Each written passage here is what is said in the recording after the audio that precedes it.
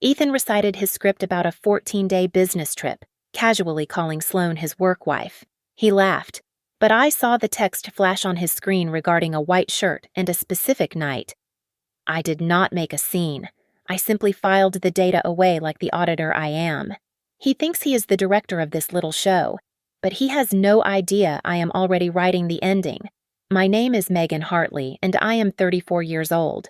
I have been a forensic accountant and internal auditor for a decade, which means I make a living by spotting the single wrong number in a spreadsheet of 10,000 rows. I know what fraud looks like. It usually looks like a man trying too hard to appear normal. That morning, fraud looked exactly like my husband, Ethan, standing in our kitchen at 7 o'clock, stirring his coffee with a rhythmic clink that grated on my nerves. He was reciting his schedule for the next 14 days, but it did not sound like a conversation. It sounded like a script he had rehearsed in the shower. "So, the itinerary is pretty packed," Ethan said, taking a sip and grimacing as if the roast was too dark. 14 days of seminars, networking mixers, the usual grind. Sloane Pierce is handling the logistics. Thank God. You know Sloane. Right. My work wife. She is a lifesaver. He threw the term work wife into the air between us like a harmless balloon, expecting me to bat it back with a smile. It was a classic deflection tactic. By putting the title out in the open, he was trying to strip it of any illicit weight. I watched him over the rim of my mug. 14 days is a long time for a standard compliance seminar. "Ethan," I said, my voice steady. "Usually these things wrap up in 3 or 4. Yeah. Well, corporate decided to combine the leadership retreat with the training this year. Efficiency.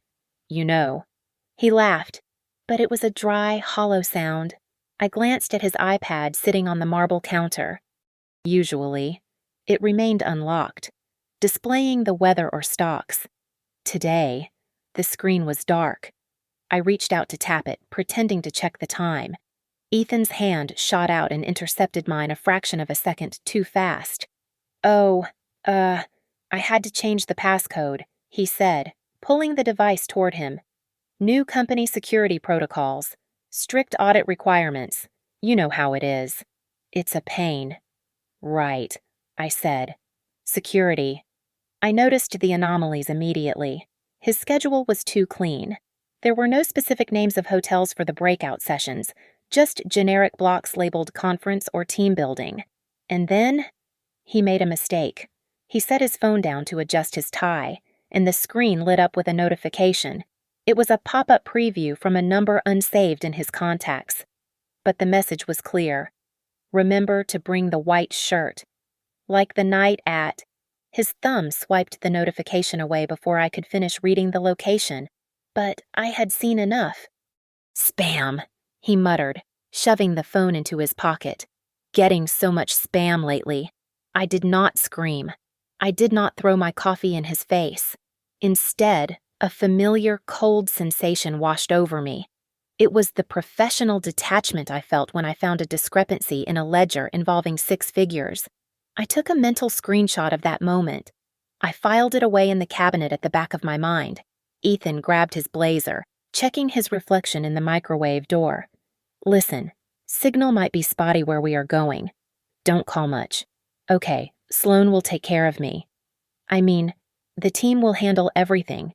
The slip was slight, but it was fatal. Sloane will take care of me.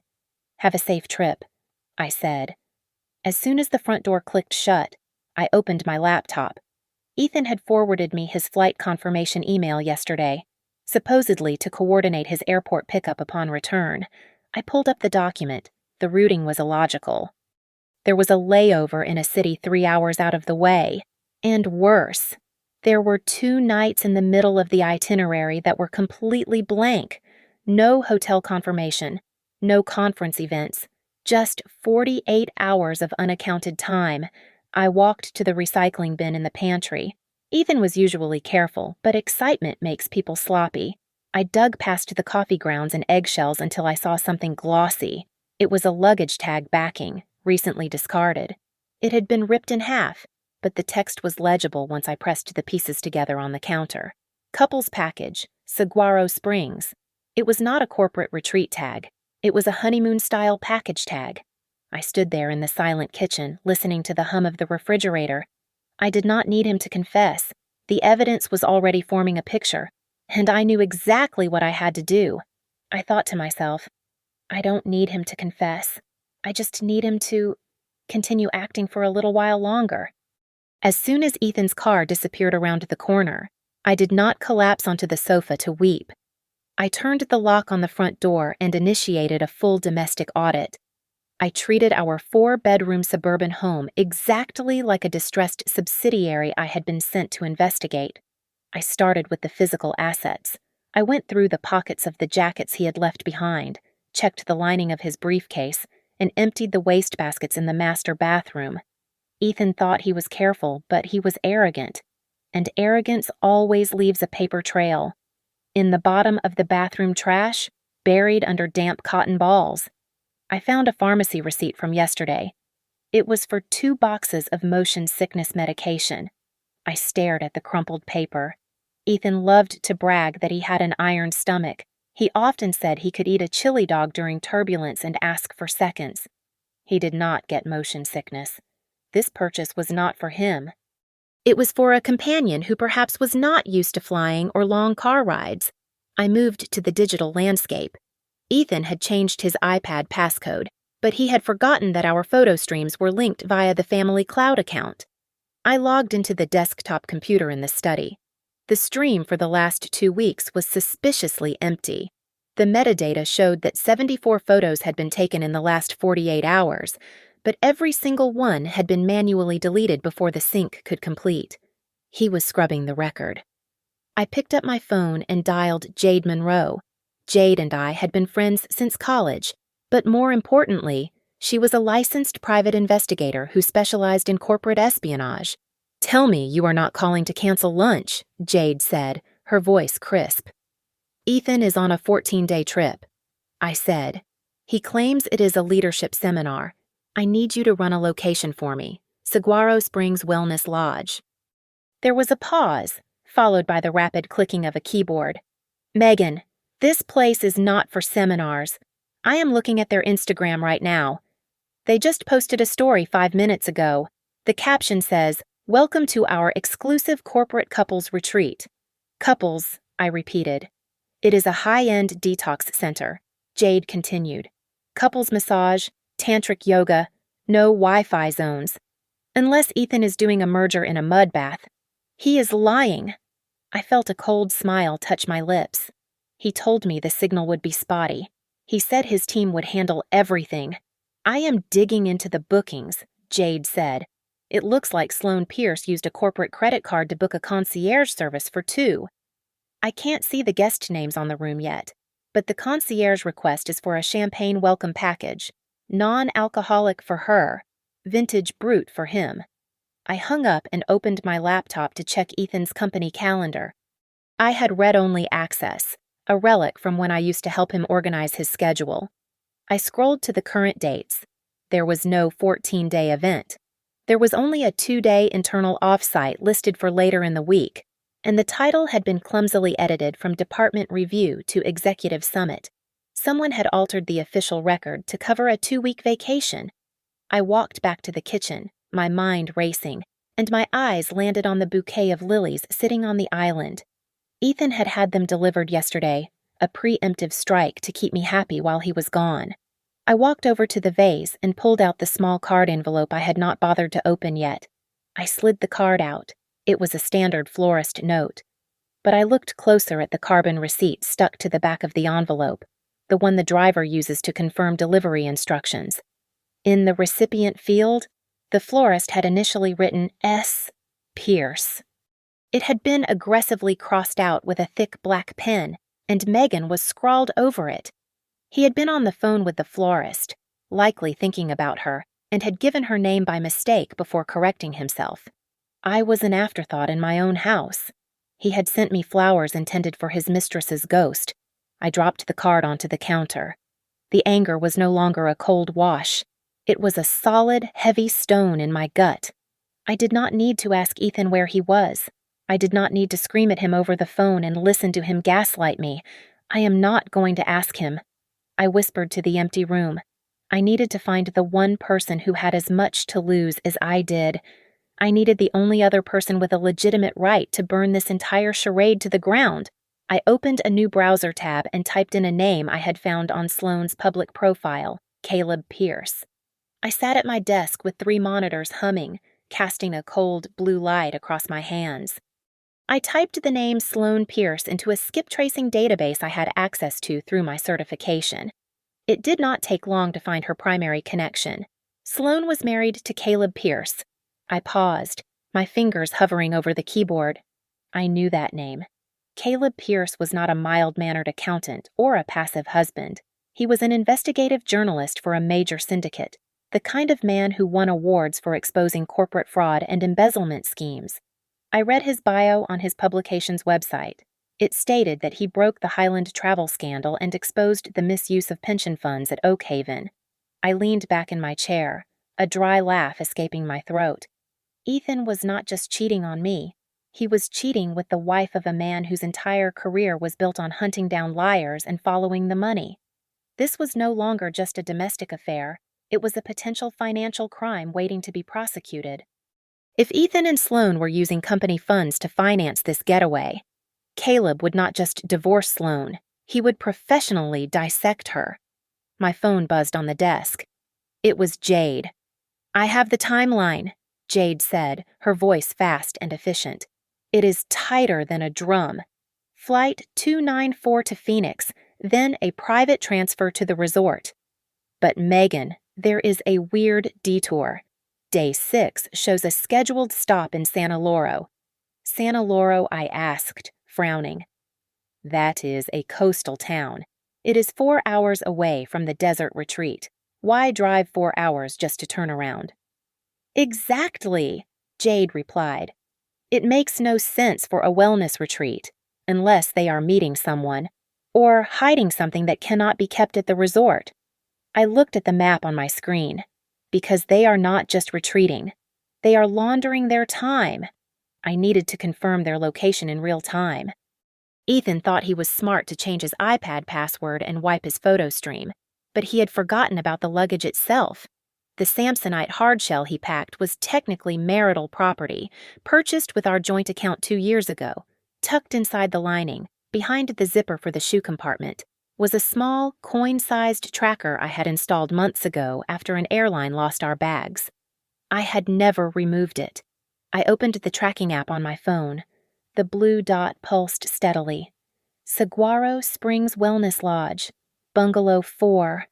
Got him, I whispered. Now came the compilation. I treated this like a high-stakes audit report for the board of directors. I created a secure folder. Document 1 was a transcript of the recording I had made yesterday morning, where Ethan explicitly lied about the dates. Document 2 was a screenshot of the credit card transaction for the couple's package.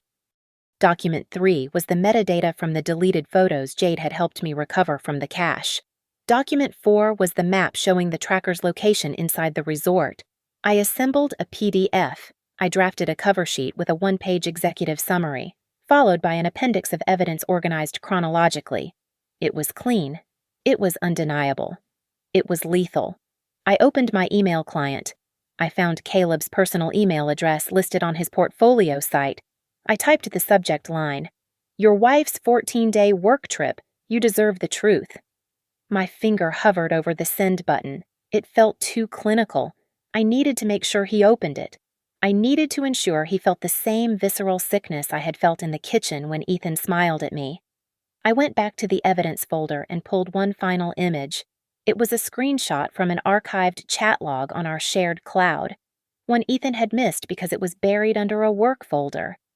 The subject line read, "Quarterly Compliance Report," but the message underneath was anything but professional. "Can't wait to be alone with you. Babe. No wife, no husband. Just us." I attached the image as the preview thumbnail so it would be the first thing he saw. "Checkmate," I said. I did not send it yet. I saved it to drafts. You do not launch a nuclear weapon until you are sure the wind is blowing in the right direction. I needed to wait for the perfect moment to strike. At 12 minutes past 7 in the evening, The house was silent. It is the specific time of day when the chaotic noise of dinner has faded, and the world pauses before the late-night news. It is the hour when defenses are down and people check their phones one last time. I sat at the kitchen island with my finger hovering over the enter key. I did not hesitate. I sent the email. I expected silence. I expected a delay of hours, perhaps even days, as he processed the shock. I certainly did not expect a reply to arrive within 3 minutes. The speed of his response told me everything I needed to know. Caleb Pierce was not a man blindsided by a sudden revelation. He was a man who had been staring at a puzzle for months, missing only the centerpiece.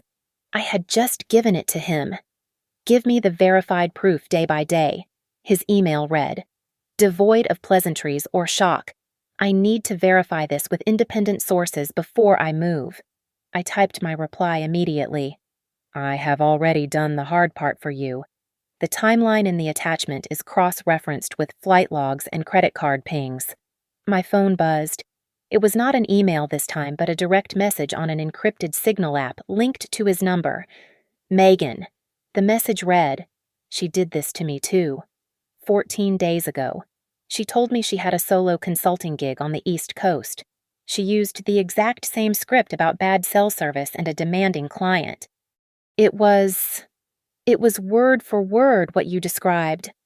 I stared at the glowing screen, a cold shiver running down my spine. This was not just a crime of passion. It was a logistical operation. Sloane was not merely the other woman. She was the architect. She had designed a mirrored schedule, coordinating 2 families, 2 lies, and 2 absences to fit perfectly together like the gears of a watch. She was managing us just as much as she was managing them. "She is the coordinator," I whispered to myself. A second file appeared in the chat from Caleb. It was a PDF marked confidential. "Look at page 4, he wrote. I opened the document. It appeared to be a leaked internal budget report from Ethan's company, specifically regarding the Leadership Retreat Fund. I scanned the columns. My auditor's eye caught the anomaly instantly. There were withdrawals labeled for vendor payments that did not match standard corporate rates. Tens of thousands of dollars were being siphoned out under vague headings like consultation fees and logistical support.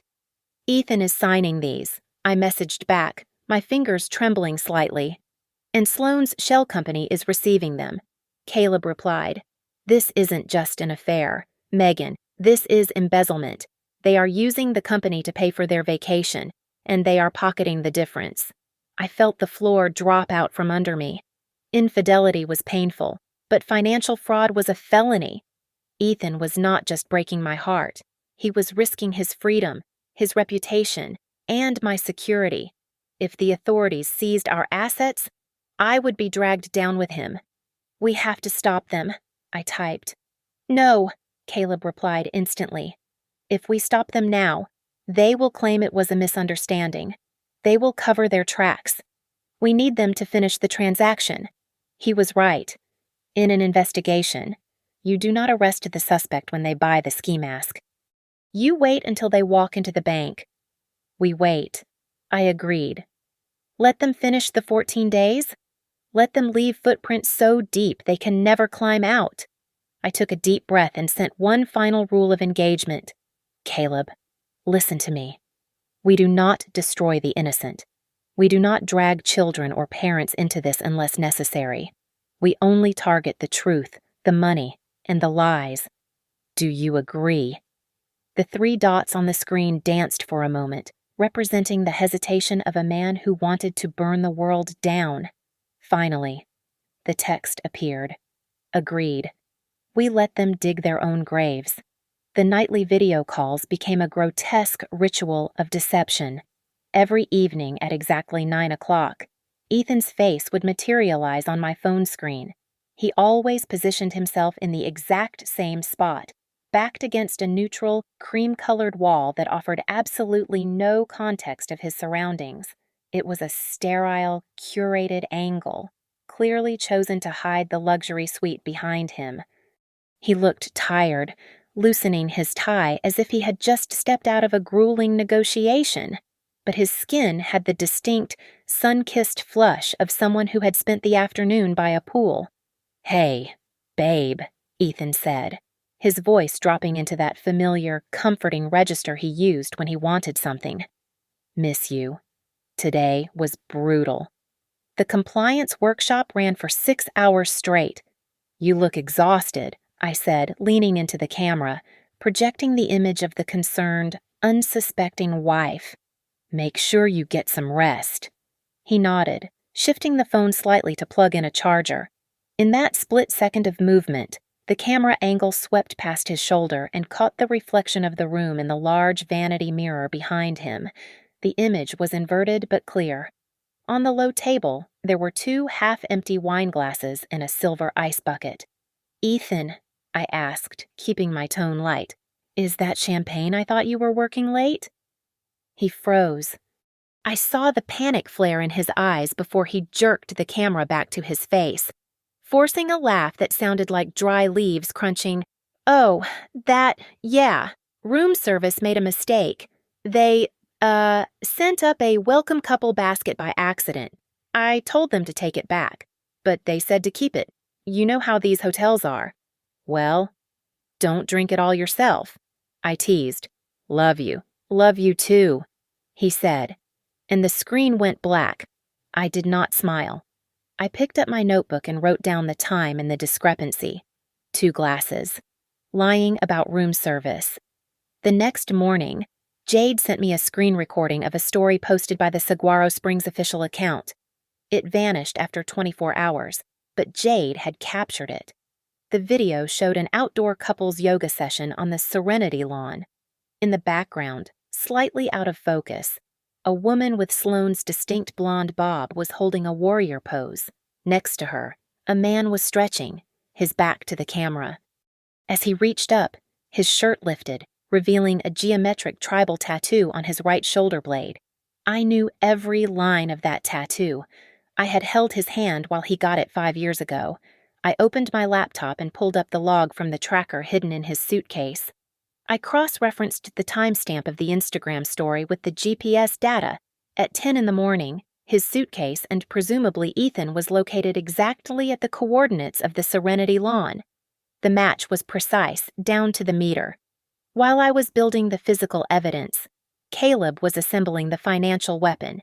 He messaged me a spreadsheet highlighting a series of peculiar transactions. "They are structuring the payments," Caleb wrote. "Look at the dates.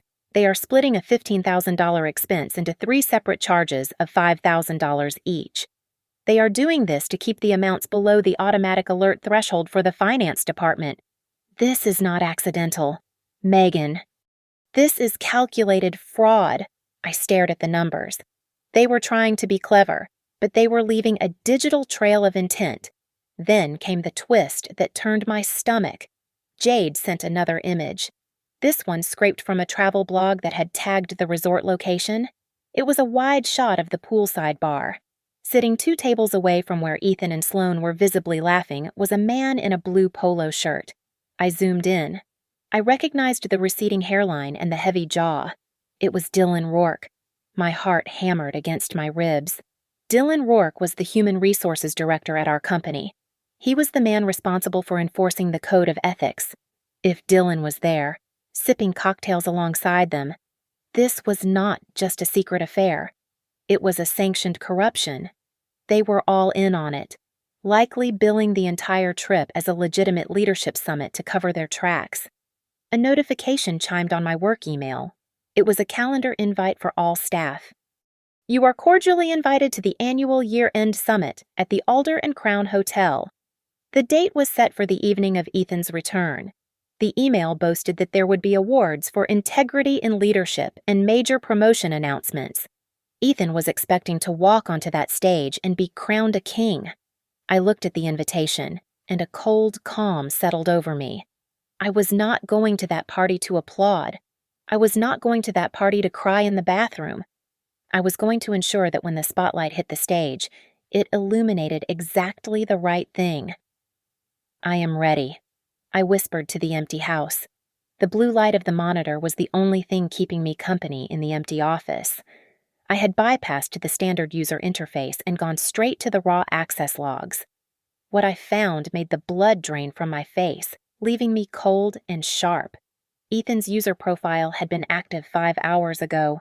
He had authorized 3 separate expense reports. The IP address traced back to a server in Scottsdale, Arizona. The timestamp was 2:07 in the morning. This was not just a policy violation, it was a firing offense. Accessing the financial approval system from an unsecured external network at that hour flagged a massive security risk. But the real danger was not just for him. It was for me. I worked in internal audit. If an external regulator saw this, they would not see a husband sneaking around. They would see a conspiracy. They would assume I had given him the backdoor access to bypass the geofencing. He was not just cheating on me. He was dragging my career onto the chopping block next to his. My secure chat with Caleb pinged. I found the drain. Caleb wrote, Sloane set up a limited liability company 3 months ago. It is listed as a strategic consulting vendor. The address is her mother's house in Ohio. The retreat fund just wired $12,000 to it for event coordination. I stared at the screen.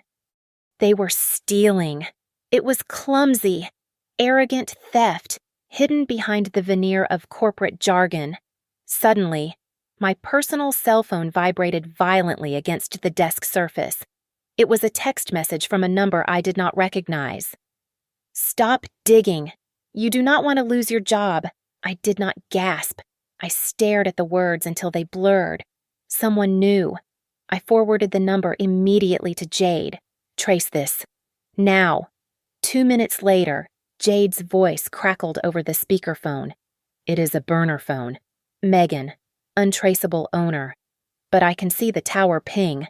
It originated from the cell tower on the corner of 4th and Grand. I froze. 4th and Grand was the intersection right outside my office window. They have someone here, I whispered. Someone is watching me. It made sense. If Dylan Rourke, the head of HR, was in Arizona with them, he likely had a loyalist back here monitoring the network for any flags. They were trying to scare me off. They wanted me to panic, to make a loud noise so they could fire me for insubordination or data privacy violations before I could expose them. I closed the system logs. I cleared my browser history. I shut down the computer. I am done with the internal systems. I told Caleb, it is too dangerous. They are waiting for me to make a mistake. Then let's go to print. Caleb replied, I have enough to run the story tomorrow. Executive embezzlement at top firm. It will destroy them. No, I typed back. If you run it now, they will claim it is a smear campaign. They will say the payments were legitimate and the trip was work. They will spin it. Then what do? I looked at the reflection of my own eyes in the dark monitor. I did not look like a victim. I looked like a hunter who had just realized the wind had shifted. We let them come home, I said.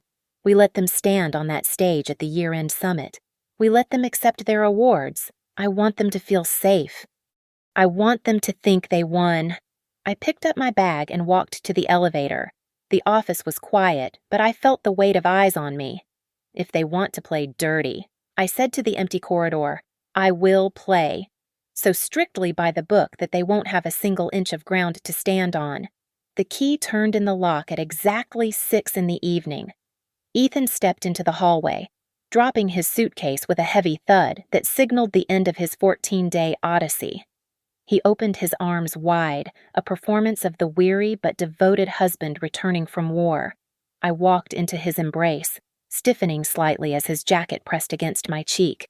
He smelled of stale airplane air, mint gum, and something else. It was a faint, musky floral scent, sandalwood and jasmine. It was not a scent I owned, but it was clinging to his collar like a second skin. God, I missed this place, Ethan said, squeezing me a little too hard. I missed you, babe. The trip was. It was absolutely draining. Non-stop meetings from dawn until dusk. He pulled back and reached into his carry-on bag, producing a small, rectangular box wrapped in shiny cellophane. "I picked this up for you at the airport," he said, handing it to me with a boyish grin. "I saw it and thought of you." I looked at the box. It was a generic brand of sea salt caramels, the kind they stack in pyramids next to the cash register at the duty-free shop. It was the gift of a man who had forgotten he had a wife until he was standing at gate C4 waiting for boarding group 3. "Thank you," I said, placing it on the entry table without opening it. "How was the team building in tents?" he replied instantly, launching into a monologue that sounded rehearsed. "We did these trust exercises in the canyon. Very spiritual. The CEO gave a speech about synergy that lasted 2 hours. I barely had time to sleep. I listened to the cadence of his voice. He was not remembering, he was reciting. He used the exact same phrases he had used on the phone, pausing at the exact same intervals. It was a script he had memorized to cover the silence where the truth should be. My phone buzzed in my pocket. I pulled it out and saw a notification from a number I had saved but never used. It was Sloane Pierce. "Hi, Megan. Just wanted to say you are so lucky to have Ethan. He worked so hard these past 2 weeks.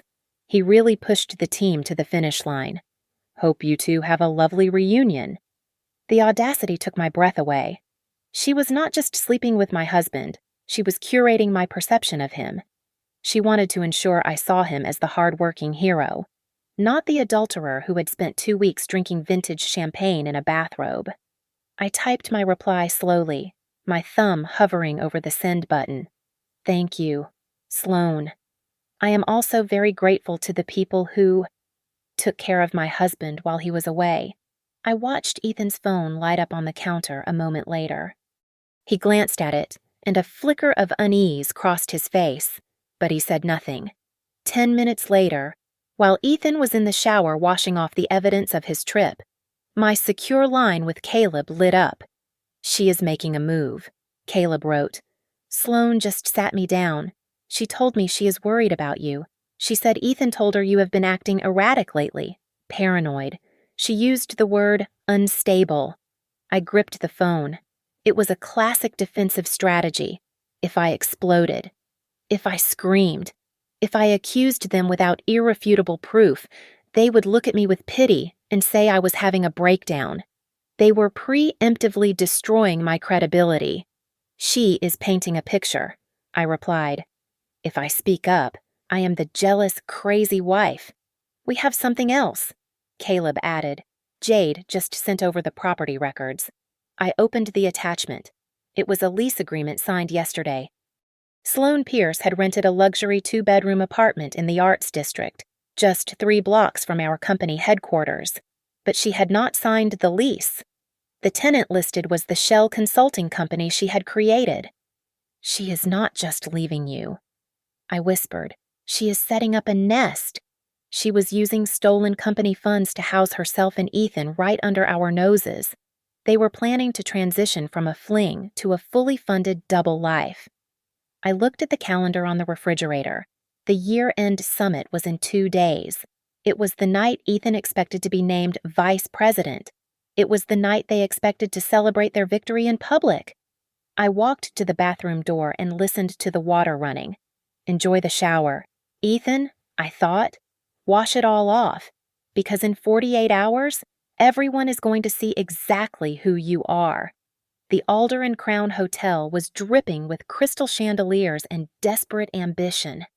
It was the night of the year-end summit, the kind of corporate gala where the wine is expensive enough to make everyone forget they hate each other.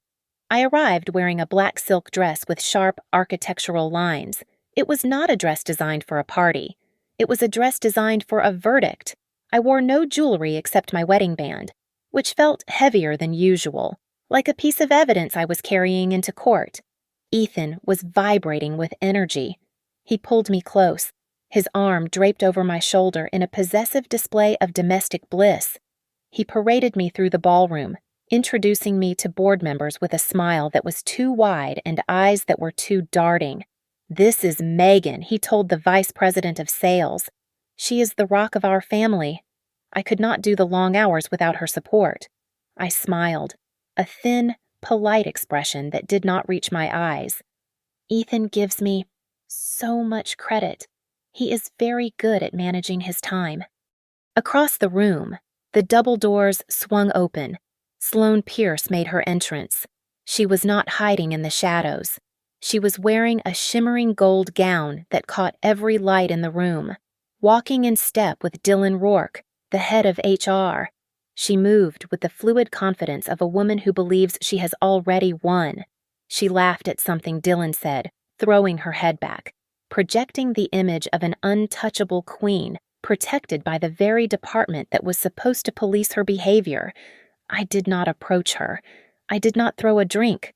I simply watched her, calculating the distance between her confidence and the cliff edge she was standing on. I scanned the room for my ally. I found Caleb Pierce not at a guest table, but seated in the designated press alcove near the stage. He was not there as a husband. He was there as an accredited journalist from a major financial syndicate, invited to cover the industry awards. He caught my eye and gave a nearly imperceptible nod. The trap was set. The lights dimmed, and the Master of Ceremonies took the stage to begin the presentation for the Leadership Integrity Award. Tonight, we celebrate transparency. The voice boomed over the speakers. We honor those who treat company resources with the same respect they treat their own. Beside me, Ethan stiffened. He took a long swallow of his scotch. He knew I worked in compliance. He knew I had been quiet for 2 days. My silence was starting to feel less like submission and more like the calm before a detonation. "I need to use the ladies' room," I whispered to him. I slipped away from the table, but I did not go to the restroom. I intercepted Marcus, the chief financial officer, as he was stepping out of the VIP lounge. Marcus was a man of numbers, cold and absolute. "Megan," he said, looking at his watch, "we are about to announce the promotions. Is everything all right? It will take 2 minutes." "Marcus," I said, my voice low and steady. I pulled a plain white envelope from my clutch. It contained a single sheet of paper, a timeline of the retreat expenses cross-referenced with the incorporation papers of Sloane's shell company, showing that the vendor payments were going directly to an entity owned by her family. "I cannot officially audit this until Monday without triggering a conflict of interest," I said, "but you are about to put a man on stage who authorized $40,000 in payments to a consulting firm that does not exist. If that promotion happens, the company becomes liable for negligence." Marcus took the envelope. He opened it, scanning the summary. His face did not explode with anger. Instead, the blood drained from his cheeks, leaving him looking gray and old. He looked up at the stage where Ethan was straightening his tie, then back at the document. He saw the lawsuit. He saw the SEC violation. "Is this verified?" Marcus asked, his voice tight. "The timestamps are from the bank," I replied. "I suggest you freeze all pending approvals. Tonight." I left him standing there, clutching the envelope like a grenade that had already had the pin pulled. I returned to the ballroom just as the applause for the previous award died down. I slid back into my chair next to Ethan. He looked at me, relieved to see me return, oblivious to the fact that his career had just been quietly strangled in the hallway. He raised his glass of champagne, his eyes shining with the anticipation of his name being called. "To us," he whispered, clinking his glass against mine, "and to the big news." I raised my glass, looking him dead in the eye. "To you, Ethan," I said softly. "I hope you get exactly what you paid for." The waiter had just refilled the water glasses when Marcus, the CFO, reappeared at the edge of the room. He did not look at me. He walked straight to Ethan, leaned down, and whispered something short and urgent into his ear. Ethan's confident smile faltered. He looked at Marcus, then at the empty stage, and finally gave a confused nod. He stood up, smoothing his jacket, and followed Marcus out the side exit. 20 minutes passed. The seat beside me remained empty, and the silence at our table began to curdle into awkward whispers. The air in the ballroom shifted. People sense when power is being redistributed. Sloane Pierce sensed it too. She detached herself from Dylan Rourke and drifted toward my table. She did not sit. She stood close enough that her perfume, the same sandalwood and jasmine I had smelled on my husband's collar, assaulted my senses. She leaned in, her voice pitched low so only I could hear. "Megan, listen to me," she said, her eyes wide with feigned concern. "I know you are upset, but don't make a scene here. You need to think about Ethan's career. I don't want anyone to get hurt." I looked up at her, swirling the ice in my glass. "You say that like you are protecting someone," I said calmly, "but we both know you are just worried about the shrapnel hitting you." Her eyes narrowed, the mask slipping for a fraction of a second before she could respond. My phone buzzed on the table. It was not a text. It was an image transfer from Caleb, who was sitting 30 feet away in the press alcove. I glanced down. It was a photograph of a laptop screen. Caleb had managed to get a glimpse of Sloane's digital footprint through his own sources. The image showed a hidden folder on a cloud drive shared between Sloane and Dylan Rourke. It was titled Personnel Leverage. Inside, there were subfolders named after specific employees who had been fired or denied promotions in the last year. The realization hit me with the force of a physical blow. Sloane was not just a mistress enjoying a free vacation. She was playing a much darker game. She was sleeping with Ethan to get access to the budget, and she was using Dylan in HR to silence anyone who asked questions about the spending. She was not a lover. She was a parasite feeding on the company from both ends. Sloane saw me check the phone and instinctively knew she was losing control. She straightened up and turned to the senior vice president seated at the next table. "I am so worried about Megan," she whispered loudly enough for the table to hear. "She has been under so much stress. I think she is using her access in compliance to target people for personal reasons. It is frightening. It was a smart move. She was trying to frame my whistleblowing as a vendetta. If I pulled up evidence from the company server now, they would say I manipulated it. But I was ahead of her. I had not logged into the company server since the warning text. I looked at the phone again. I had transferred every piece of evidence, the flight logs, the credit card statements, the shell company registry directly to Caleb's personal device hours ago. The chain of custody was clean. It was no longer internal company data. It was journalistic evidence held by an independent third party. Jade sent a final text message. Freeze order executed. The accounts payable team just flagged the vendor. The money is locked. Sloane's credit line was dead. The trap had snapped shut, and she was standing right in the middle of it. Then the side doors opened. Ethan walked back in. He looked like a man who had aged 10 years in 20 minutes. His face was pale, his eyes red-rimmed and darting frantically around the room. He did not go back to his seat. He saw me and grabbed my arm, pulling me toward a quiet alcove near the kitchen service entrance. His grip was desperate. "What did you do?" he hissed, his voice shaking. "Marcus just showed me the file. They are launching a formal investigation. They are freezing my stock options. Megan, are you trying to destroy my life?" He looked at me with a mixture of horror and betrayal, as if I were the villain for catching him. I pulled my arm free from his grasp. I smoothed the silk of my dress, looking him directly in the eyes. I felt absolutely nothing. No love, no hate. Just the clarity of a balance sheet that finally equals 0. No. "Ethan," I said, "I did not destroy anything. I just stopped turning off the lights so you could stand in the shadow." The ballroom was buzzing with the kind of electric anticipation that usually precedes a coronation. Ethan was smoothing his tie, preparing to step into the light of his promotion. But instead of the CEO, the master of ceremonies introduced Caleb Pierce. He was there ostensibly as a media partner, a representative of the press to discuss corporate integrity. Caleb walked to the podium, his face unreadable. "Before we proceed with the awards," Caleb said, his voice calm and amplified across the silent hall, "we have prepared a short video on the true cost of transparency." He signaled the technician. The massive screen behind the stage, which was meant to display Ethan's smiling headshot, flickered to life. It was not a corporate montage. It was a forensic timeline. First came the flight logs, highlighted in red. Then, the undeniable photo of Ethan and Sloane at the resort, tagged with the location Saguaro Springs.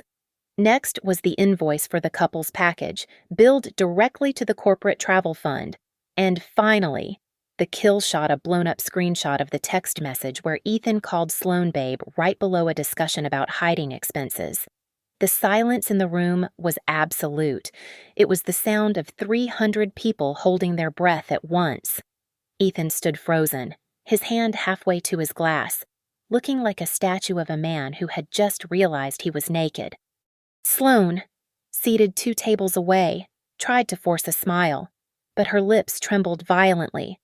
She looked around the room, desperate to make eye contact with someone, anyone, who would believe her. But she realized in that second that she could not spin this. She could not paint me as the crazy wife when the evidence was 40 feet high in high definition. Marcus, the chief financial officer, did not wait for the video to end. He stepped up to the microphone, cutting off the hum of the projector. "Ladies and gentlemen," Marcus said, his voice devoid of celebration. "Due to immediate evidence regarding the misappropriation of the Leadership Retreat Fund, all vendor payments to Pierce Consulting have been suspended. The files regarding this matter have been transferred to the State Financial Investigation Unit as of 10 minutes ago." The word investigation hung in the air like smoke. Ethan snapped. He lunged for the microphone stand on the lower stage, his face flushed with panic. "This is a mistake," he shouted, his voice cracking. "This is a private matter. It has nothing to do with the company. I did not stay seated." I walked up the 3 steps to the stage and stood in front of him. I did not need a microphone. The room was so quiet that my voice carried to the back wall. Private matters do not cost $40,000 of company money. "Ethan," I said, "and private matters do not require 14 days of lies to cover them up." Ethan recoiled as if I had slapped him. He opened his mouth, but no sound came out. Caleb turned his gaze from the audience to Sloane. He did not look angry. He looked like a man who had finally put down a heavy load.